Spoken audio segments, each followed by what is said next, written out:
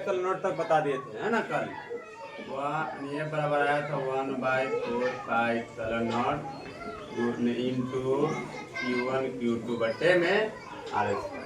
यहाँ इसके बाद चर्चा करना, जैसा देखिए यह कल के क्लास में बता दिए थे।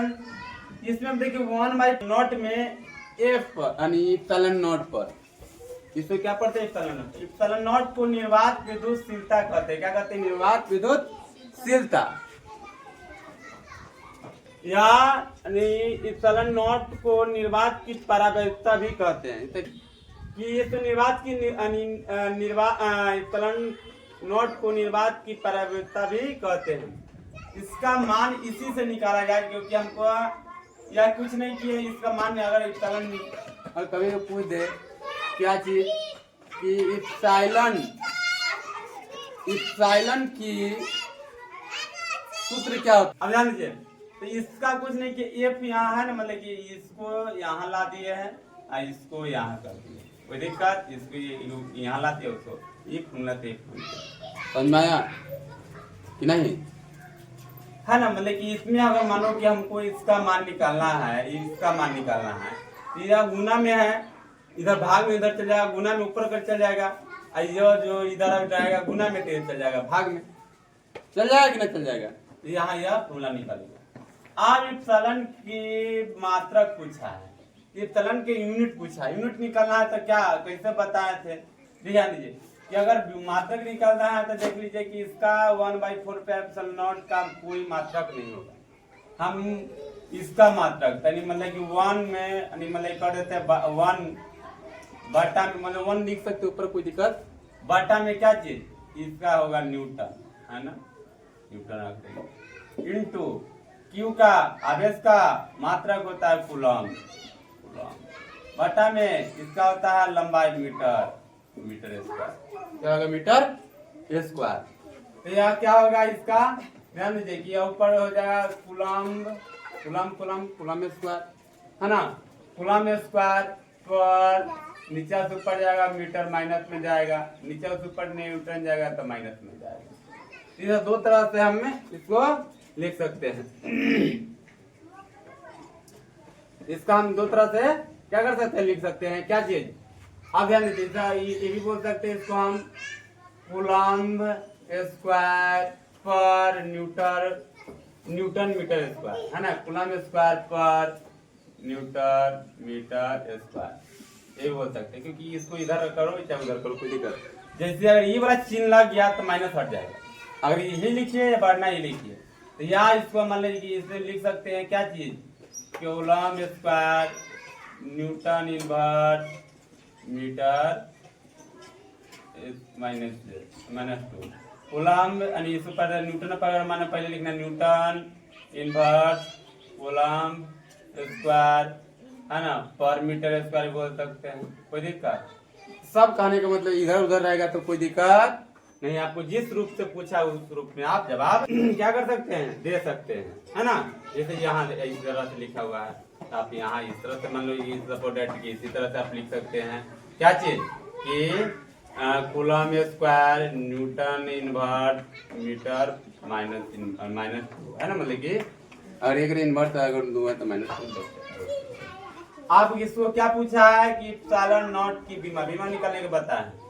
यहाँ ध्यान दीजिए कि कांस्टेंट का कोई बीमा मतलब 1/, इसका कोई बीमा नहीं होगा, है ना। तो लिखे भी है कांस्टेंट की कोई बीमा नहीं होती है और ना ही कोई मात्रक होती है। कांस्टेंट का कोई ना बीमा ना कोई मात्रक। इसका देखिए, तो इसका बीमा क्या होता है, ऊपर है कूलम, यही तो निकालते यही फॉर्मूला से, क्योंकि इसका 1 में कोई वैल्यू नहीं है ना, 1/4 पाई रख दिए, है ना। अब एफ का एफ का मात्रक रखे हैं, बीमा रखे हैं, इसका कूलम है तो कूलम के 80 होता है, 2 रहेगा, है ना, 2 कूलम में तो 2 80, ठीक है। और इसका ध्यान दीजिए, इसका क्या होगा यहाँ, इसका मतलब कि बल है, बल का बीमा MLT-2 होता है, ये लंबाई है, लंबाई का कोई दिक्कत समझ में आ रहा है कि ना आ रहा है?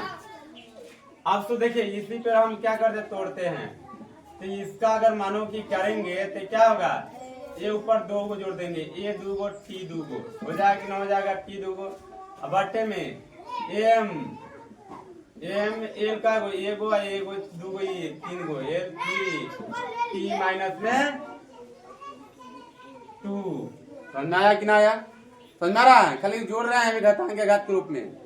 और उसके बाद क्या करेंगे यहाँ आप अधिकतर रहेगा मानो कि यानी A2 T2 है ना T2 आप देखेंगे रहे हैं है ना। तो पहले टी वाला के देखें, ए वाला कोई है नहीं है, टी वाला है तो हाँ है। नीचा माइनस में ऊपर जाएगा क्या हो जाएगा प्लस में हो जाएगा 2 प्लस में हो जाएगा। समझ रहा है करने घाते खाली हम टी के खत्म किए कोई दिक्कत समझा। नीचे माइनस में ऊपर जाएगा क्या होगा प्लस में।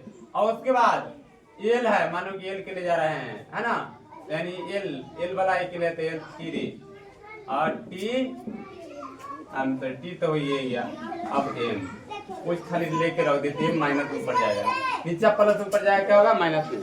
नीचा प्लस ऊपर जाएगा तो माइनस में करने घाते नियम यहाँ तो कोई दिक्कत आप समझिए। इसमें क्या किए हैं आप अधिकतर सही तो सरियाना है। कौन सा फॉर्म है एम एल टी के फॉर्म में रहेगा। कौन सा फॉर्म में रहेगा एम एल टी का M minus 1 L minus 3 T 4 हो जाएगा टी 2 2 4 और ए 2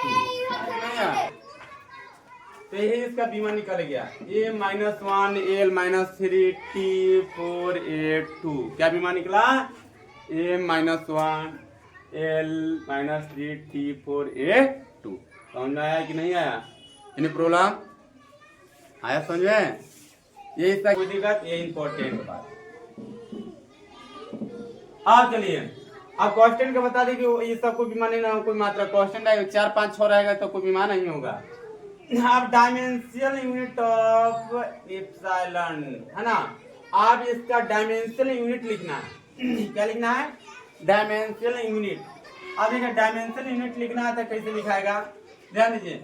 अगर हम पहले डायमेंशन पर देखेंगे डायमेंशन यूनिट लिखना है तो पहले हम किस पर देखेंगे डायमेंशन पर। डायमेंशन इसका लिख लेते हैं हम है ना -1 एल माइनस 3 टी 4 ए 2।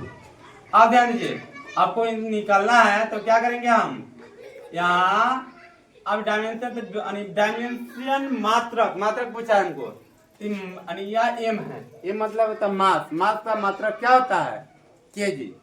कुछ नहीं करेंगे केजी इनवर्स कोई दिक्कत समझ में आया? हाँ -1 है ना तो इनवर्स। और उसके बाद ये क्या है एल माने लंबाई की मात्रा क्या होता है मीटर पर माइनस कोई दिक्कत। ये क्या है समय यानी टाइम का मात्रा क्या होता है सेकेंड पर 4। ये क्या है आई यानी एम्पियर ई के एम्पियर ही रहता है ये के यही रहेगा कोई दिक्कत समझ में आया? इसको हम अगर हम से आ जाए तो पहले इसमें चर्चा किया तो मात्रा के पहले प्लस ला को लिखेंगे है ना। पहले किसको लिखेंगे एक लिख देता है 8 2 सेकेंड पर 4 पर केजी मीटर क्यूब। इसका क्या हो गया विमीय मात्रक। क्या निकल गया विमीय मात्रक निकल गया। Any problem?